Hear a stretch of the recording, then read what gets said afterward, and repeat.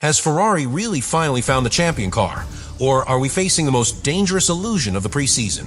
Subscribe to continue uploading more of this type of content now, if we continue. Because the third day of testing in Bahrain made one thing very clear. The SF26 wasn't just fast, it was eerily efficient. Very high top speeds, surprisingly low energy consumption.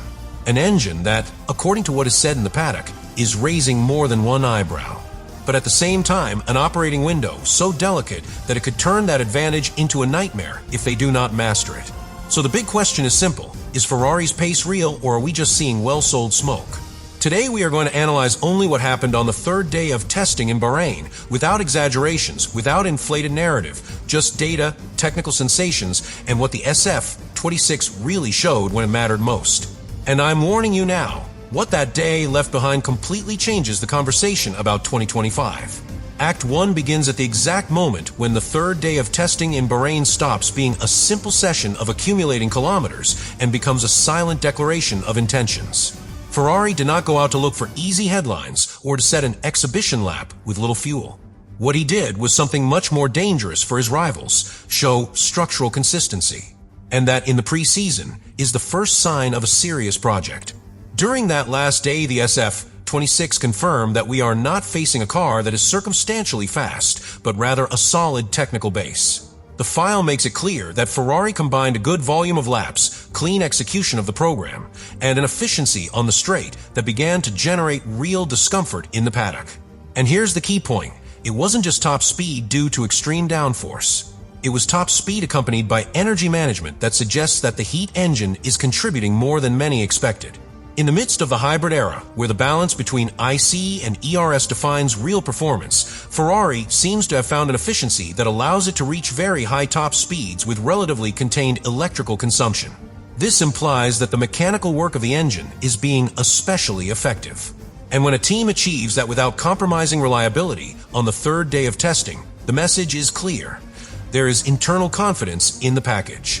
Furthermore, the SF26 completed the day without major mechanical problems. There were no structural dramas, no serious reliability alarms. That reinforces a different feeling from previous years. It doesn't look like the explosive but fragile Ferrari of other seasons. It seems like a stable platform on which you can evolve performance with margin. And in modern Formula One, where continuous development marks championships, that is worth almost as much as a 10th in qualifying. However, the third day also revealed the other side of the coin. The car showed a delicate operating window. When everything fits, temperature, wind, ideal conditions, the performance is impressive. But when it slightly leaves that range, sudden load losses appear in certain curve phases, especially at high speed. This is not a minor detail. It means that the SF26 can be devastating in controlled conditions, but vulnerable in changing scenarios. And there is the tension that defines this Act 1. Ferrari has built a car with a championship roof. The engine's efficiency, fine-tuned thermal recovery, and the feeling of sustained power around high speeds suggest they have a very serious straight-line weapon. But that same technical aggressiveness requires absolute precision in settings and aerodynamic correlation. Bahrain's third day, therefore, was not a display of total dominance. It was something more interesting, a confirmation of real potential with technical questions that still need to be resolved. Ferrari did not appear invincible. He seemed dangerous. And in Formula One, when a team manages to be dangerous before the season even begins, the narrative changes completely. The file is clear, the speed is there, the efficiency too, but the operating window is delicate. What does this mean in real terms? That the car performs brilliantly when it is within a very specific range of aerodynamic and mechanical conditions. But when something changes, lateral wind, thermal variation, traffic, small alterations in balance, sudden load losses appear, especially at high speed. And that is what differentiates a champion car from a fast car. On the third day, it was clear that Ferrari has not yet completely mastered the aerodynamic correlation in dynamic situations. We are not talking about a structural failure. It is not a poorly designed car. It is an aggressive car. And when an aerodynamic concept is aggressive, it requires surgical precision in the setup. This implies that the margin of error is reduced. And in Formula One, a narrow margin can cost tenths or races. Here, another fundamental element comes in: complex energy management. The SF26 appears to have very fine-tuned thermal recovery and particularly efficient power delivery at high speed.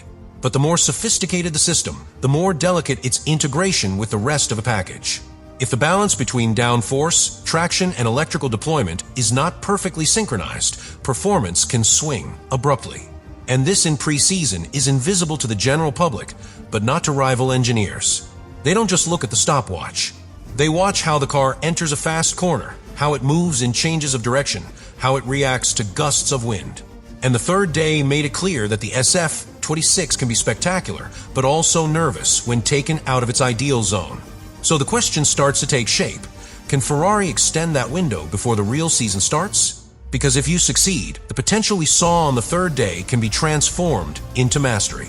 But if you don't, we'll see a familiar pattern. Brilliant weekends followed by disconcerting ones. The file analysis sums it up perfectly. The pace is real, the base is fast, the efficiency on the straight is evident, and the engine/ERS is generating internal respect in the competition. It is not an optical illusion or a low-fuel simulation. It's a technical combination that fits.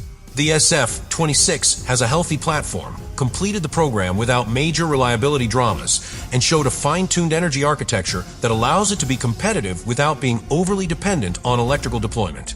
But the championship is not won in the ideal area. You win when the track changes, when the wind blows differently, when the temperature drops 5 degrees, and when traffic ruins the perfect aerodynamics of the wind tunnel. And that's where the third day left the big unknown. The operating window is narrow. The SF26 is a car that can shine with brutal intensity when everything fits. However, it also showed signs of abrupt head loss at high speed when leaving its optimal range. That's not a fatal flaw. It is a symptom of an aggressive concept.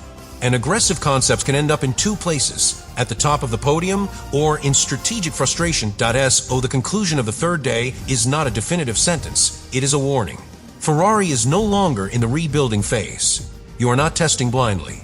He's tuning a weapon, but he still needs to tame her. Because having power, efficiency, and a solid foundation is the first step. Converting that into consistency under pressure is the real challenge. So the final question comes back to the beginning. Is Ferrari's pace real?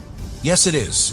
It is real in efficiency. It is real in top speed. It is real in structural execution. But is still no guarantee of mastery. It is pure potential. And in Formula One, potential only becomes a title when you can repeat it under any circumstances. The third day in Bahrain did not crown Ferrari, but it did change the conversation. We no longer talk about whether they can compete. We talk about whether they can control their own technical ceiling before the season puts them against the wall.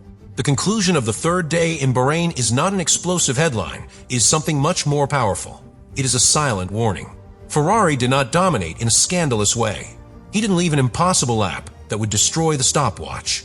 What he left behind was something more disturbing: technical coherence. The SF26 showed real top speed, tangible energy efficiency, and a solid structural foundation that did not fall apart under load or mileage. That means the rhythm is no coincidence. It is the result of a worked concept of fine-tuned engine ERS architecture and clean execution on the track. But Formula One is never that simple. That same car that seems to have superior mechanical efficiency and a very high roof also left clear signs of aerodynamic sensitivity when leaving its ideal window. And therein lies the real dilemma. We are not looking at a limited car. We are facing a demanding car. And the difference between demanding and champion is marked by the team's ability to expand that operational window before the real war begins. The third day in Bahrain did not crown Ferrari, nor did it dismantle the illusion. What it did was confirm that the SF26 has competitive DNA. It has power, it has efficiency, and it has a platform that, unlike other years, does not seem fragile. But he still needs to prove he can repeat that performance under any circumstance, not just when everything falls into place. So is Ferrari's pace real? Yes. It is real in numbers, it is real in technical sensations, and it is real in the reaction it has generated in the paddock. Is it enough to talk about mastery? Not yet. What Bahrain left behind was a clear feeling.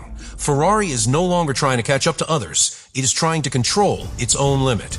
And if they manage to tame that aggressive concept before the full start of the season, the narrative could radically change. Subscribe to continue uploading more of that content. Now you really think about all this.